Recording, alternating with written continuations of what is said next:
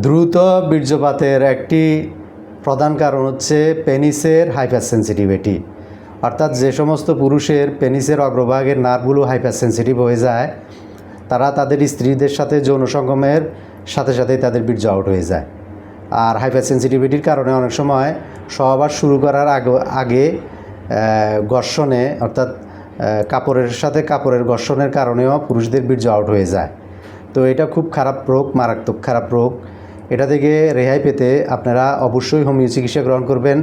একজন রেজিস্টার্ড ডাক্তারের শরণাপন্ন হয়ে নির্দিষ্ট সময়কাল ওষুধ সেবন করলে আপনার দ্রুত বীর্যপাতের এই সমস্যাটা ভালো হবে, অর্থাৎ অতি দ্রুত বীর্যপাত হাইপার সেন্সিটিভিটির সমস্যাটা ভালো হবে।